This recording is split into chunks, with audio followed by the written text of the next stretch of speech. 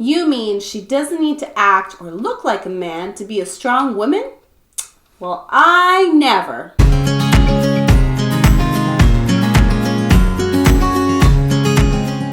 You may have not heard that I have reached 100 subscribers. So thank you guys to all of you. If you're hearing this message again, I'm sorry. I'm still very excited about the fact that I've hit 100. But if you haven't heard this news, you can celebrate with me through another giveaway. This one is different. This one is Writing Down the Bones, Freeing the Writer Within by Natalie Goldberg. So if you are interested in acquiring the mindset of a writer, a curious mindset that you want to instill habits of that curiosity and wonder that I think every strong writer should have and should be open to. And she also, kind of talks about writing as even a Zen practice. There's lots of great, I should say, abstract ideas about writing in general in this book, but she also does break it down into interesting practical ways that you can foster writing in your life and make it stronger through practical means. So if this is something that you'd be interested in receiving, this is a free giveaway. So what you're going to do, well, before I tell you what you're going to do, you have to be at least 18 years of age and older, and you have to be comfortable giving me your email and then sending me your address so I can send it to anywhere you live. This is just a thank you guys for all that you've done to support me, and I really, truly appreciate it. So what are you going to do to win this book? You're going to subscribe to my channel if you haven't already. You're going to like this video, and then you're going to comment down below what is the thing that you struggle with writing the most. And then I could take that idea that you give me and turn it into a video for you guys at a later date. It can be anything. It could be from publishing to the actual craft of writing to marketing, and I will do a video for you guys that, will be able to help you on your writer's journey. So just let me know in the comments below, and then you can win this copy of Writing Down the Bones by Natalie Goldberg. So that's my gift to you guys. I'm so excited today to tackle our topic for today. And our topic for today is, what are the top 7 qualities for a strong female character? So as you saw in my little intro, I'm going to start off, first of all, with the 3 top qualities that actually have to do between men and women and how you can go about navigating those differences, similarities in writing a strong female character. Now, don't get me wrong. If your female character enjoys leather jackets, tattoos, I don't know, they're tomboyish, they don't mind getting roughed down and dirty, cuts, scraped, bruised, any kind of traditional masculinity that you think of, it's great. I think if there's a character like that, it's fine. It's wonderful, as long as she's strong in all her other qualities as well. But just know that your female character doesn't have to like those things. If she likes pink, pretty dresses, or she likes going to teas, or she likes going to balls, or she enjoys a good long soaking bath with bubbles, it does not make her a weak female character. So please don't get hung up on the outward appearances or preferences of your character. Those are actually not so much to make your character strong or weak, but those are just to show who your character is and what they enjoy. And that just kind of is actually more of a tool to strengthen the relevancy of your character to your reader and making them relatable to your reader, because these are all different things that we enjoy. So sure, maybe, well, you know what? I kind of am half-half. I enjoy kind of tomboyishness, but I also enjoy pretty things too. So I'm the type of person who relates to both, but you might have readers that relate to one or the other. But it still doesn't mean that your character cannot be strong in all the other qualities that actually are true strength. One great example of this that I will forever say, I think, is the best example that I've seen so far.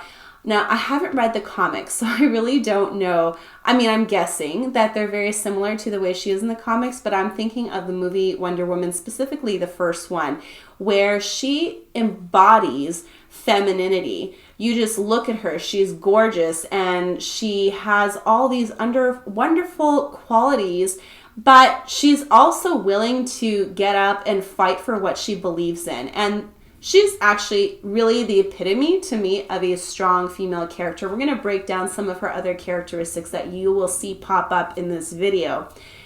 But again, outward appearances are preferences of your characters, not so much that they are strong or weak. Another thing about female characters and how they relate to male characters is that your female character does not need your male characters to solve her problems. But that doesn't mean that they can't be there to support her in solving her problems. So actually, I'm going to bring up the character from my other book giveaway in celebration of my 100 subs. So if you didn't see that, I will put that in the card above, and also the link to the video at the end, in the end card. And that is the Court of Silver Flames, Silver Fire. And it is Nesta Archeron. And in that book, she is a character who is going through massive PTSD and learning to come to terms with what has happened to her, the deep and drastic soul changes that have gone on because of a massive war in her land. And she is learning how to move on, and she's broken in many different ways. But through the story, you see that although Cashin, he is her main love interest in the book, he's there to support her, but he's not there to solve her problems, and she doesn't ask him to. She really does go on an up and down journey of trying to understand what it truly means to grow and a rebirth after having gone through so much trauma and horror. And so she doesn't lean on him to solve her problems, but when he does give help, which a lot of the time she's very hesitant to take, but when she does take it, it shows you that she's actually stronger, not only with his help and the other male characters around her, but she also has a very strong support group of female characters that she actually puts together herself, and they help each other get through the different trauma that they've been through. But just to say that she doesn't spurn his help. When he helps, well, she doesn't spurn it. Sometimes he needs to really, I should be careful how I say this. He is there for her, and sometimes she takes his help, but most of the time, sometimes she doesn't take his help, but most of the time she does. And it just shows that when she does, she's actually being strong and putting down her pride and accepting help from him.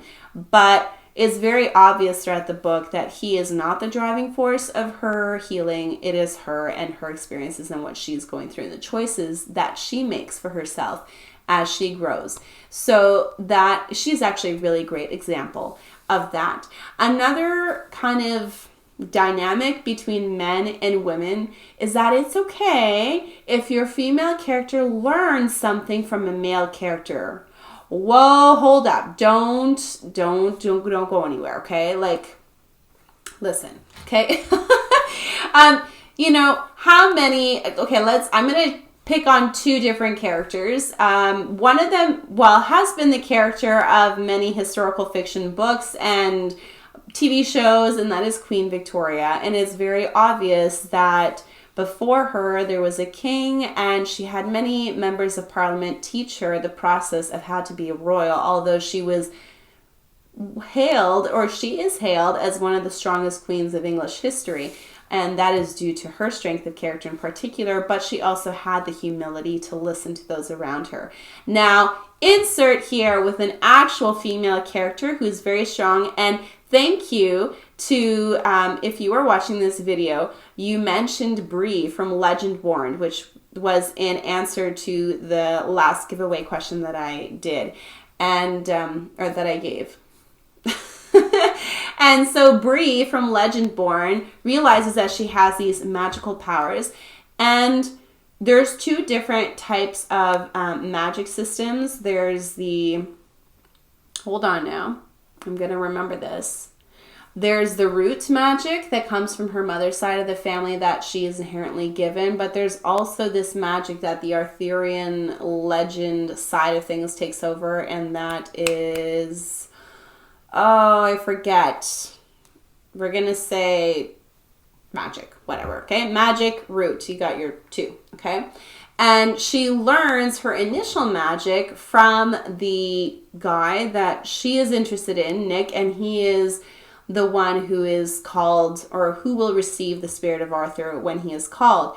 But not only does she learn from him, she also learns from his Merlin and the healer, and she really doesn't say, like, I don't need you. I've got my other people to help me learn what root magic is, or the root, and then I don't need your type of magic. But no, she actually really soaks it in, and it helps her develop a greater understanding of the world around her. So she's a really strong example of a character who can learn something from men and take it and use it to her own advantage and means to help those around her, which makes her a very strong female character. Now the four that are not in relation to men, but just characteristics overall, and these are all very important that all your strong female characters need to have in order to be called strong. So the first one is being in touch with her emotions. Now, I actually used to be of the mindset that emotions were weakness, and I used to bottle up my own emotions, and I thought that was strength. But over the last decade, 5 years, I've realized that actually this is not the case at all. And so your female character should be in touch with her emotions and be able to perhaps not understand fully, but be willing to accept that she is sad for very specific reasons, or she is hurting, or she is grieving. And a great example of that is Marianne from Sense and Sensibility. And growing up, I actually used to think of Marianne as kind of very emotional and flighty, and she just didn't have a lot of control over herself. Although the control aspect, I would have to say, is a touch correct, because she really, it's good that she's in touch with her emotions. However, her emotions do lead her astray when she really throws her cap at Willoughby and is not willing to look at the guy that Alan Rickman plays. It's been a while since I've read the book, seen the movie.